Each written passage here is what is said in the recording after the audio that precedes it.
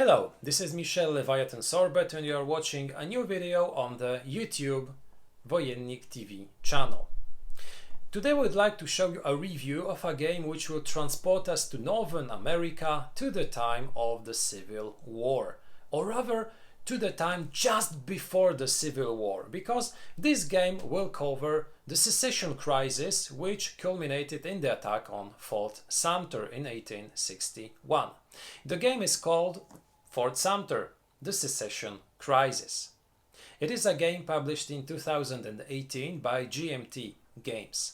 We have already shown this game on our channel during an unboxing video, but it was already some time ago. Today a review, so I would like to show you how the components of this game look, how the game works, and at last, at the end, how the game is rated and what are my final thoughts about it. Is it a title worth acquiring and worth playing?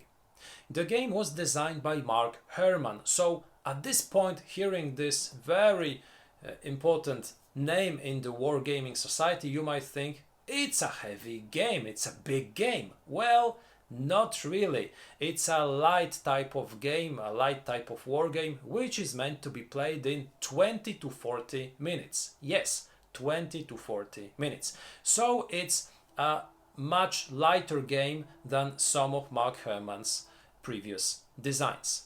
The game is meant to be played by two players. One of them will control the secessionists, the second one the Union, and those two sides will try to overcome their opponents to acquire political capital in order to accomplish their political objectives. So now let's take a look at all the components which we will be using, and then let's take a look at the mechanisms of this title. Here is Fort Sumter, the Secession Crisis 1860-61, prepared to begin a game. Now, what are the elements which we will be using? First of all, we receive a game board, which is a mounted board, something very common when it comes to GMT games, but something which really stands out because thanks to it the game is really of high quality and the board is very nicely done. Now on this board we receive first of all information about the sequence of play, about how the final crisis, so the end game, should be played, how we score points during gameplay and at the game end. So we do not have to look for those information in the rulebook, we can look at them quickly by just glancing at the map board. We receive two tracks. First of all, the victory point track, where we will be tracking the points of both the Union and the Southern side.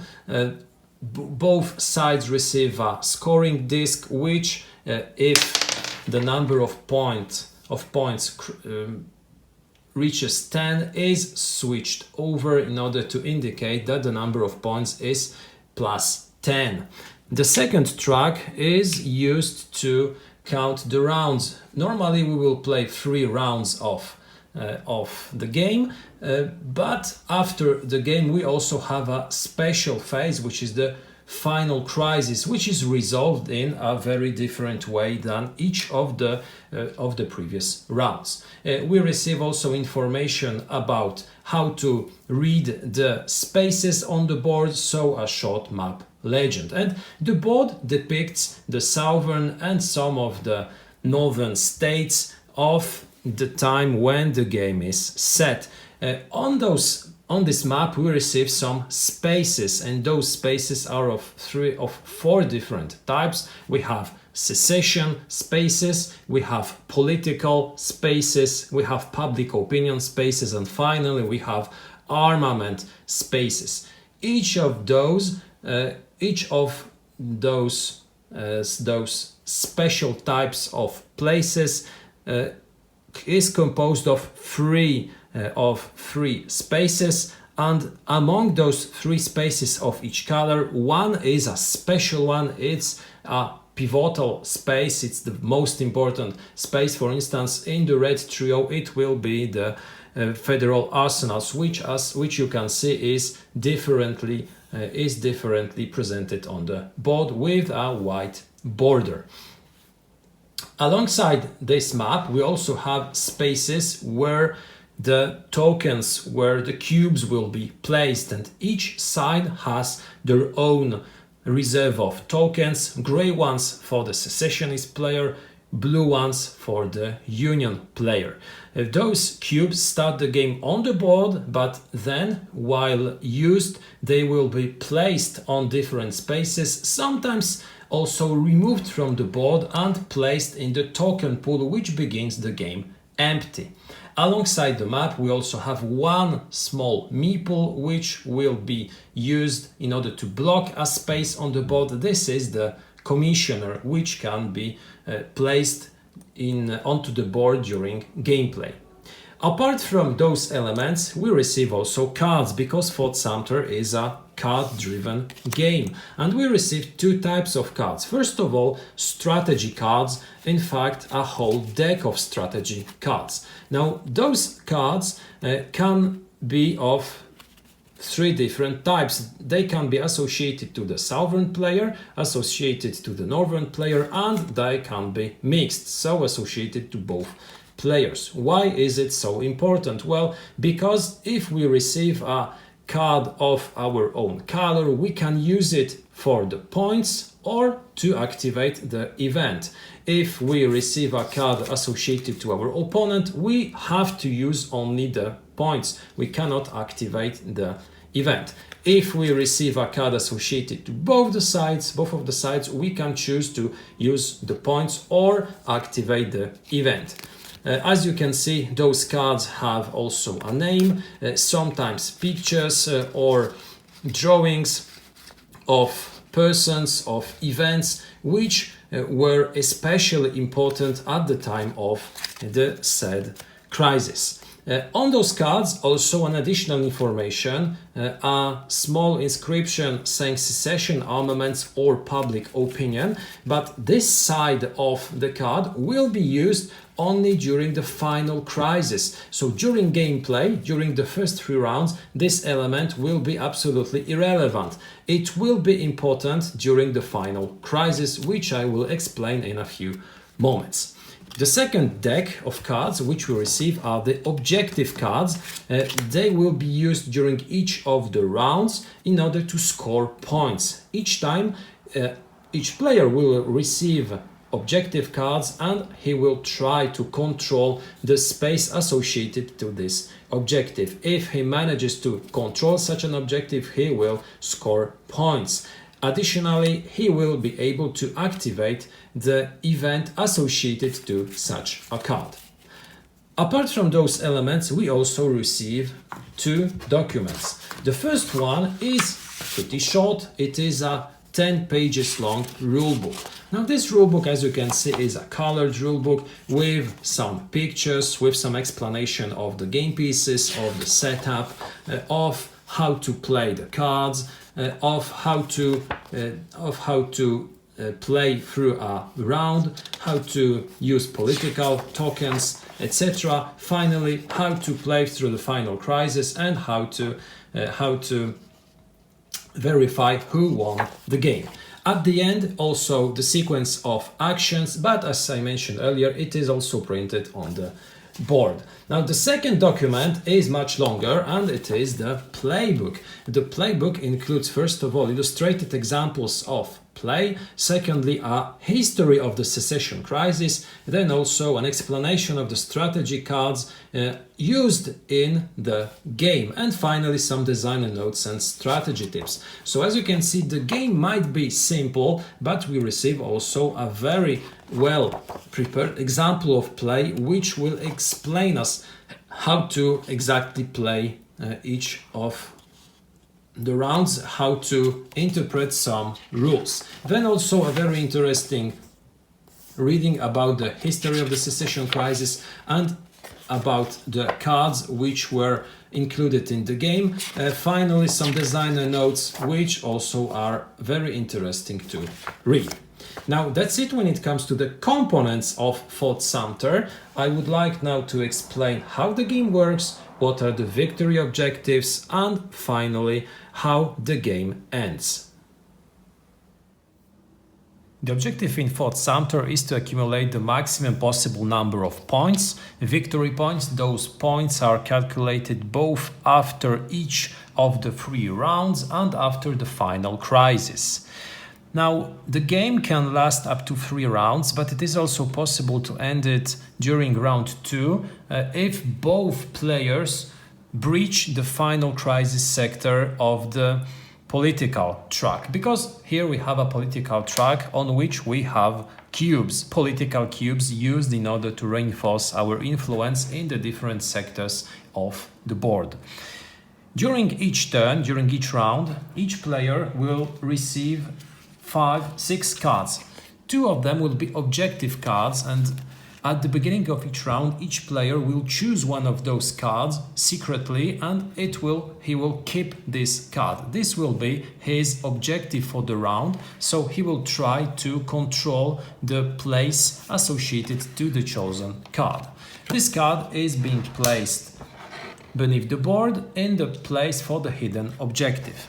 The second card, so the second objective, is discarded and it is mixed with the other objective cards in the deck. The 4 other cards are strategy cards, and those cards will be used during the round to play the actions.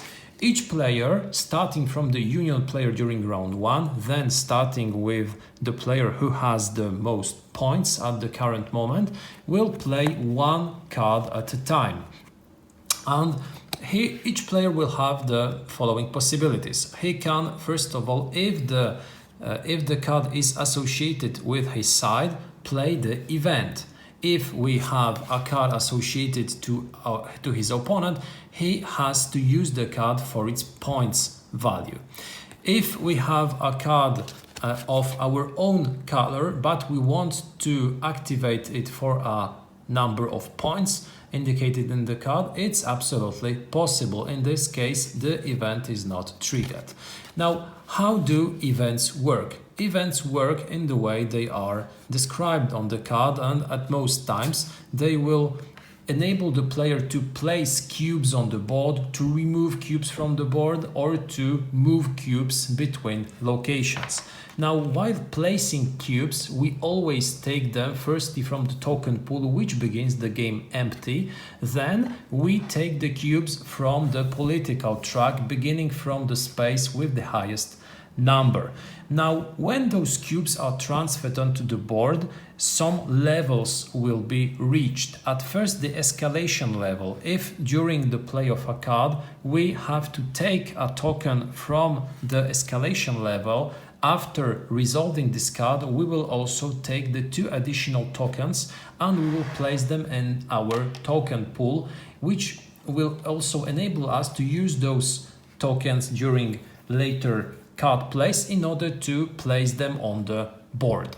The second player who breaches the escalation level also receives 2 political tokens. If we happen to breach the tension level, the first player who does so receives the 3 additional tokens. The second player at the very same moment has the possibility to place the political commissioner meeple on the board.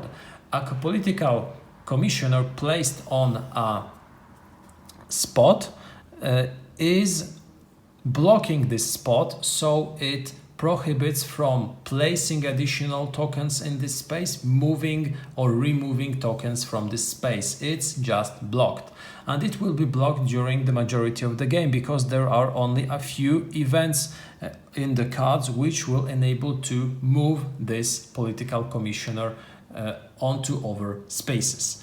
Now, if a player breaches the final crisis section, and if he does it first, so if he's the first player to do so, he receives all the 4 tokens associated to his side, but at the same time he loses also 1 victory point, so it's a costly action. The second player who breaches the final crisis sector receives only 2 tokens, but he doesn't lose the victory point. Now, breaching the final crisis means that the game will end soon, because if we play the second round, the game can immediately be ended after this round if both players breach the final crisis sector. If they don't, we play a third turn during which the final crisis will be probably breached, but then the game ends and a final crisis is resolved. Now, placing tokens on the board is also extremely easy. We can place or move tokens using events, but also using points on the cards. For instance, 2 points means that I can place 2 of my political tokens everywhere on the board where I want, except on the space where the political commissioner is currently present. So I can just place my tokens on different spots using those actions. And players will play their cards, 3 cards each, one at a time, resolving them and ending the round. In the end, only 1 card will stay in our hand, and this card is not played. It is placed face down in the final crisis sector of the board. It will be used during the final crisis at the end of the game. Now, when our round ends, both players will verify the control of crisis dimensions. We will verify, first of all, pivotal spaces control, because as I said earlier, each trio, each crisis dimension, so each set of 3 spots of the same color, has also one of them which is a special one, is the pivotal space. Control of a pivotal space enables a player to do one of 3 things. Such a player can move 2 of his tokens between the locations in this crisis dimension. So, for instance, if while playing the Confederacy I would have 4 tokens in the federal arsenals, I would control this pivotal space and I could move 2 of those tokens onto 2 additional red places. Controlling the pivotal space enables also a player to remove the opponent's tokens from this crisis dimension, so up to 2 opponent tokens can be removed from the board. The third option is to remove 1 token and to displace 1 of our own and to move it into another space in the same crisis dimension. Now, what is also worth mentioning is that on each and every space on the board, there can be a maximum of 4 political tokens of one side. If there is a maximum, so the maximum possible number of tokens on one space is 8, 4 from each side. After determining the control of pivotal spaces and doing the actions mentioned earlier, we also verify who controls each crisis dimension. If a player controls every 3 spots of one color, he scores 1 point. In order to control a space, we have to possess a bigger number of political tokens on a space. In case of a tie, nobody controls such a space. And each crisis dimension control, so each control of a set of 3 same colored spaces, grants a player 1 victory point, which is added to his score. After resolving the crisis dimensions, we also verify the objectives. Each player will return his objective chosen for the turn, and we verify if the player accomplished its objective, if he controls the space associated to the card. If he does, he scores 1 additional point. Additionally, after attributing those points, we can also activate the event, but only if a player controls such space. If he does, he can activate the event, and those events can enable us to move tokens, to remove tokens, etc. And each and every round, so each of the 3 rounds, will be played in the same way. At the end of round 3 or at the end of round 2, if both players breach the final crisis sector of the political track, a final crisis is played. Now, the first thing during a final crisis is the removal of the political commissioner who doesn't block, who stops to block the space on which it was placed earlier. After such a move, each player will take his 3 strategy cards, which he had placed on the final crisis sector of the board during each round, and the player will choose the order in which he will play those cards. Now, at that point, only the bottom of the card matters, so the information about the public opinion about the secession or the armaments.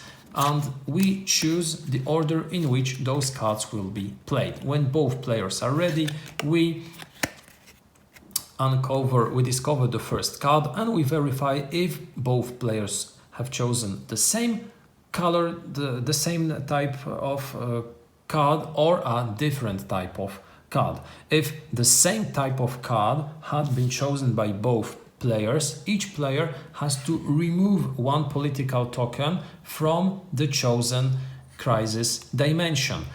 Or he has also the option to remove 2 political tokens from somewhere else on the board.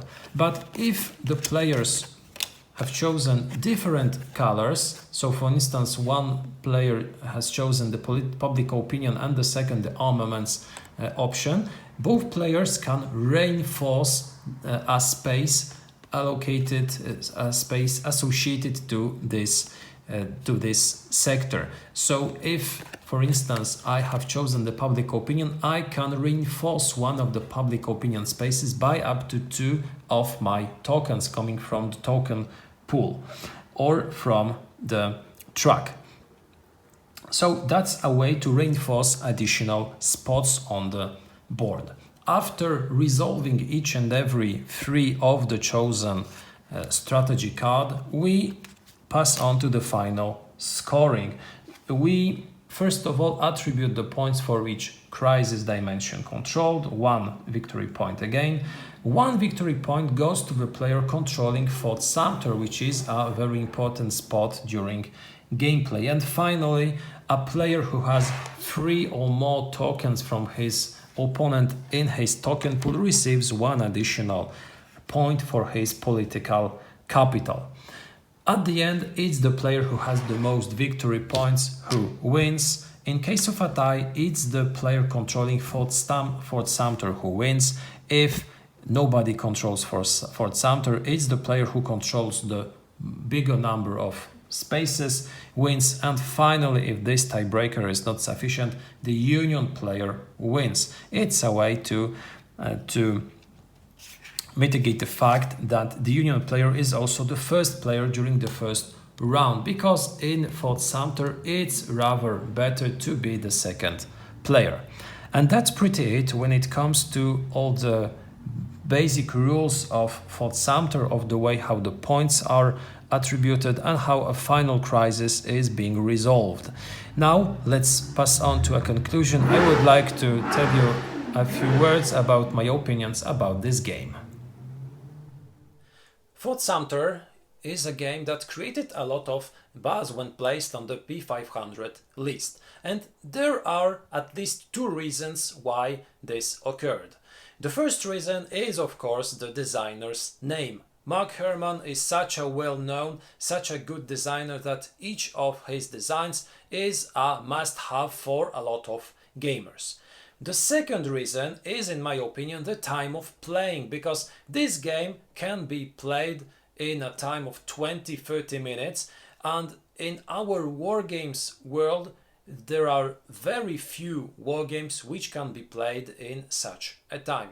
There is, for instance, W1815, which is a great wargaming filler, but apart from this we have really a few other titles. So Fort Sumter was a game that was interesting from the start, and this is one of the reasons why it was so successful during the P500 campaign.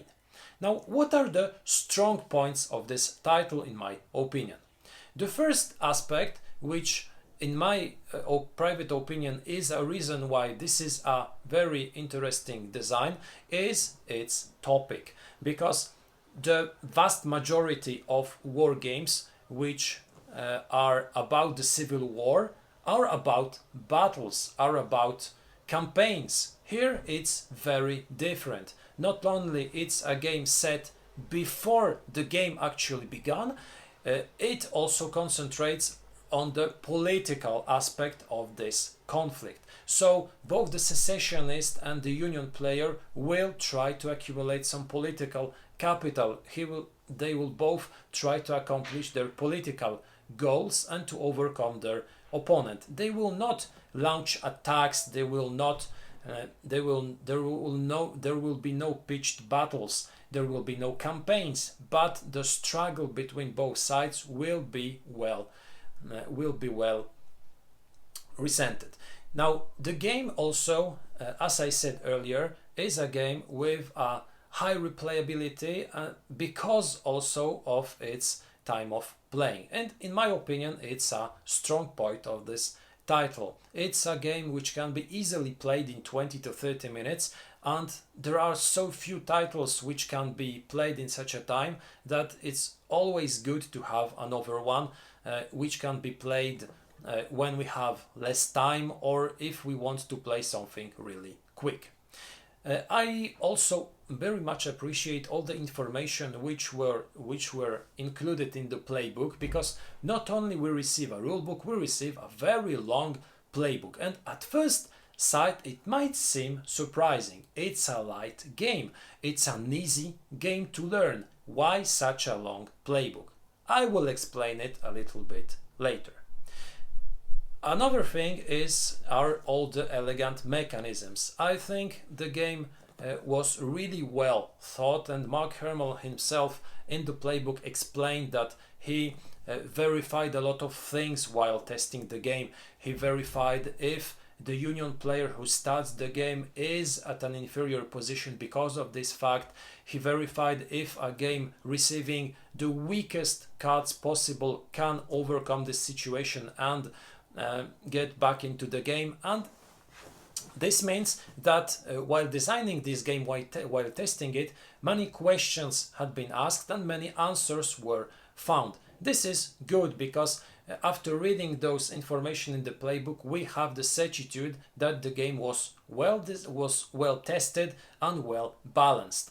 Thanks to it, even if we have sometimes the feeling that things are really against us, we can believe that we can return to the game if we play correctly. And at the end, in most games, the difference in scores will be of 1, 2 points, sometimes 3, but sometimes also we will have a zero difference, a lack of difference in the number of points, and tiebreakers will decide of the victory. So this means that the game is well balanced. It means also that the actions, which are pretty straightforward, help players to easily gain some points and not to lose too much ground during gameplay. What I like also in the game is the fact that it is a very easy to learn game, but a game which really starts to shine when you play it more, because knowing the cards in the deck, knowing well how to use those cards, knowing well also what cards are left in the deck, really favors players with experience. And I really like this fact, because it's a game very simple, but at the same time which can be a game which recompense heavy playing, and I like this a lot.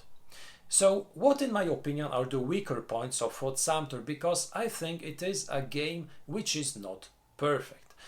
The first thing, and I already mentioned it, is in my opinion the playbook, but not the playbook in itself. It's rather the disconnection between the theme and the historical aspect or the historical story that the game tries to tell. This is not a war game. It's an abstract game.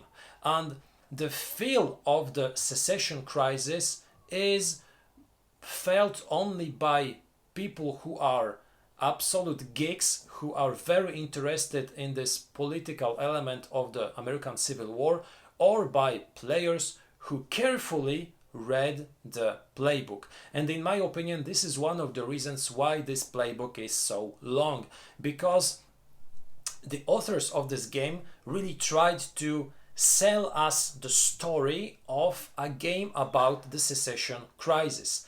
They are just saying to the players, here is a game about the Secession Crisis. Without those information, while playing the game, we can have no feeling of playing a secession game at all, because it's so abstract, it's also so lacking of any information or elements which are correlated with the theme, that we might have the feeling of playing a Euro game. A Euro game which could be about anything. Do we have the feeling that we are using political capital during the game? Not very much. While playing Abraham Lincoln, Jefferson Davis, do we have the feeling that we are changing the outcome of this crisis? Not very much. So, in my opinion, this is a very abstract game with a theme that would really be great, that want to be felt during the game, but that we are not just feeling. So this intensive playbook with the justification of certain mechanisms, of certain things which were incorporated into the game, is just because of this. It is to show to the players, here is a secession game. It is a Secession Crisis game. You play it, take it as it is, and while playing it, you should feel that you are playing the Secession Crisis. Okay, I believe it's fine, because it was, in my opinion, a good idea to construct such a long playbook with an intensive example of play with long designer notes, because it also helps the player to better feel the theme of the game. Without this playbook, this game would be so dull, it would be so abstract, that it would be very difficult to accept the fact that it's a GMT game which tries to cover the Secession Crisis. Thanks to the playbook, it's much easier to feel this theme. Having said that, I believe that Fort Sumter is a really good design. It's a quick game, a game about an interesting subject, a game with nice mechanisms, well balanced, with a great replay value. I believe it's one of those games that you should easily take with you while going to a reunion, to a convention, because it is so easy to explain, so easy to play, and at the same time so fast to play, that it is just a game worth acquiring and worth playing from time to time. This was Fort Sumter, the Secession Crisis from GMT Games. I hope you will revisit our YouTube channel in order to watch other videos. We have reviews, we have unboxing videos. Until then, I wish you a fantastic day and see you next time.